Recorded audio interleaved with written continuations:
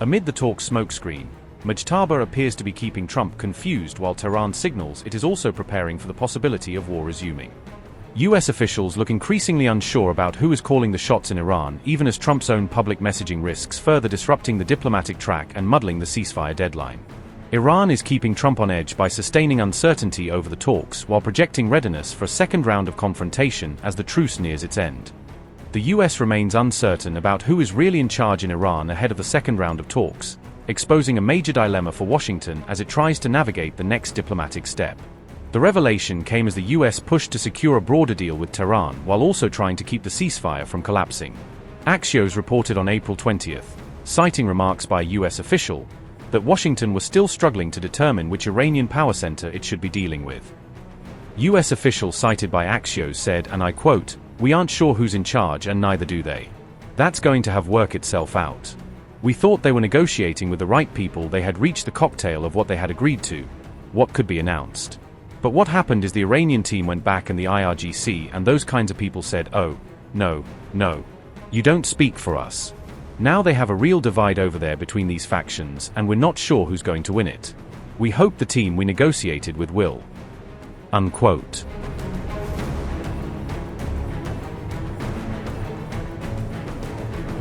On April 17th, Foreign Minister Abbas Araghchi posted that the Strait of Hormuz was completely open to commercial traffic, in the middle of delicate ceasefire and nuclear talks. The message was widely seen as a signal of flexibility toward Washington, time to show goodwill as the ceasefire clock ticked down and negotiators weighed next steps. Donald Trump quickly praised the reopening, using it to hint that a broader deal with Tehran might be close and sending global markets a brief shot of optimism.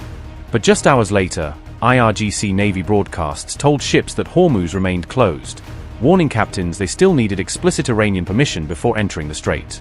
One voice on the open radio said, "We will open it by order of Imam Khamenei, not tweets of some idiot," a stinging rebuke clearly aimed at Araghchi's announcement.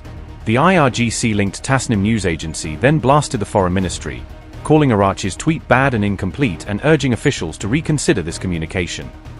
Hardline lawmaker Morteza Mahmoudi publicly demanded Araghchi's removal, accusing him of gifting lower oil prices to Trump by easing market fears too soon.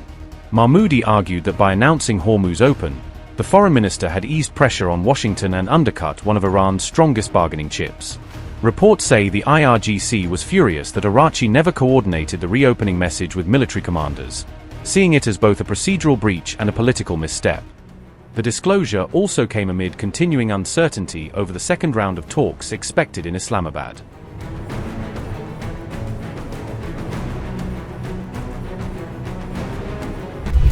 Trump may not be ready to extend the two-week truce with Iran as the deadline approaches, with the ceasefire now entering its final hours and fresh doubts growing over whether he wants to prolong the pause in fighting. The Wall Street Journal made that revelation on April 20th, citing sources who said Trump was unlikely to keep the ceasefire in place if no agreement is reached before the current deadline runs out. The two-week ceasefire in Iran is set to expire on April 22nd amid rising uncertainty over the talks, leaving negotiators under pressure as the diplomatic window appears to be narrowing fast. Notably, Iran has not publicly confirmed attendance in the second round of peace talks, and official Iranian messaging has continued to cast doubt over whether Tehran is fully on board. But Iran has signaled to mediators that it intends to send a delegation, according to reports, suggesting Tehran may still be keeping the door open for diplomacy despite its public hesitation.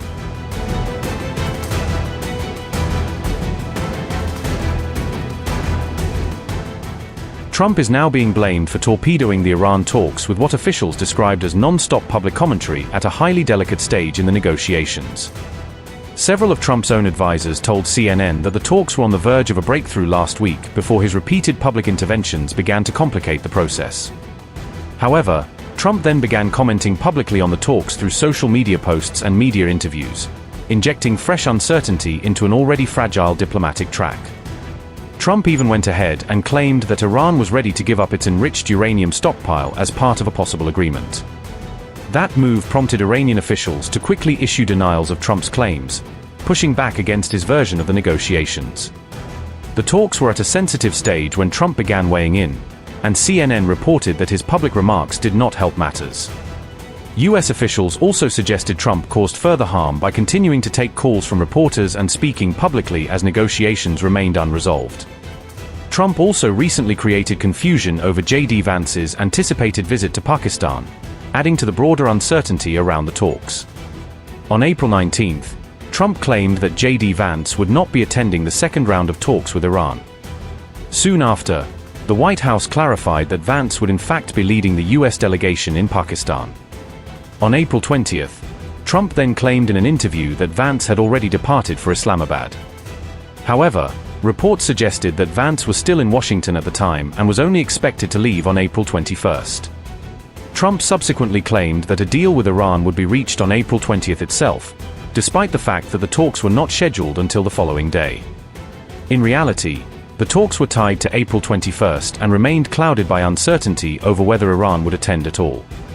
Trump later told Bloomberg that the truce would end on April 22, further adding to the confusion over the diplomatic timeline.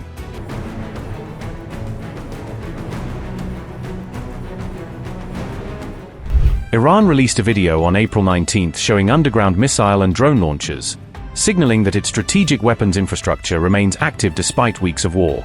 The IRGC-linked video portrayed ongoing overhaul and reconstruction work on Iran's missile and drone stockpiles, suggesting Tehran is trying to showcase recovery and resilience during the ceasefire. IRGC Aerospace Force Commander Saeed Majid Mousavi said the replenishment of arms had been accelerated, according to reporting cited by Iranian outlets. Mousavi said the pace of replenishing weapons increased during the ceasefire period, indicating that Iran used the pause to restore parts of its arsenal. His remarks were reported by WANA and Press TV just ahead of the expected expiry of the ceasefire window. Saeed Majid Mousavi said, and I quote, "Iran's speed in updating and reloading missile and drone launchers have surpassed even its pre-war pace. We are aware that the enemy is incapable of creating such conditions for themselves during the ceasefire. Since the ceasefire began on April 11, the United States has had to bring in ammunition from the other side of the world in a trickle. They have lost this phase of the war as well. They have lost the Strait, they have lost Lebanon, and they have lost the entire region." Unquote.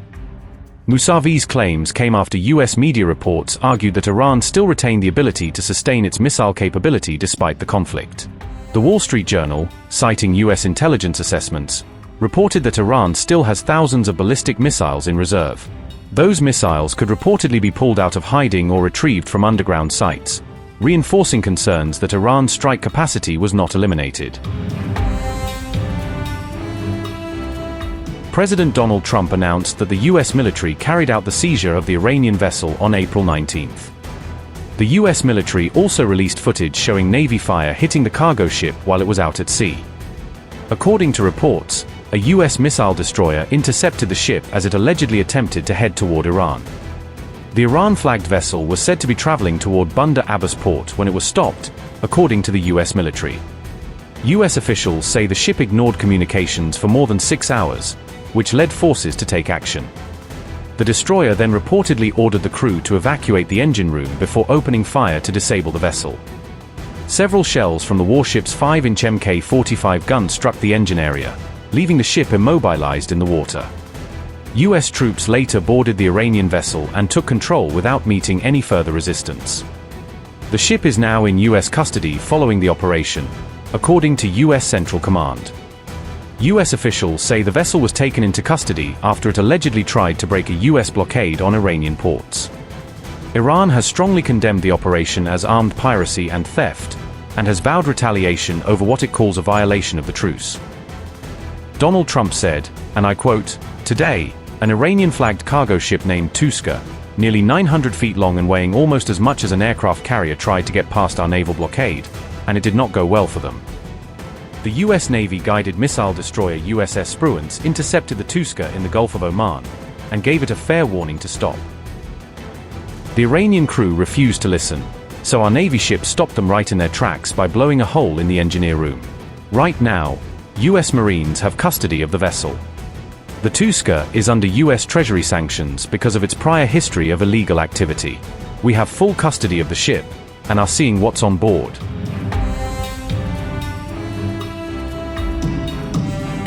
In response, Iranian media said drone attacks were launched targeting US warships operating nearby. Iranian officials described the strikes as direct retaliation for what they called a US act of aggression.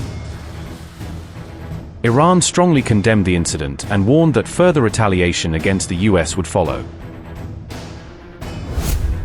Ibrahim Zolfagari said, and I quote, "The aggressor United States violated the ceasefire and committed maritime piracy by firing at an Iranian merchant ship in the waters of the Sea of Oman and landing a number of its terrorist marines on the deck of the vessel, disabling its navigation system.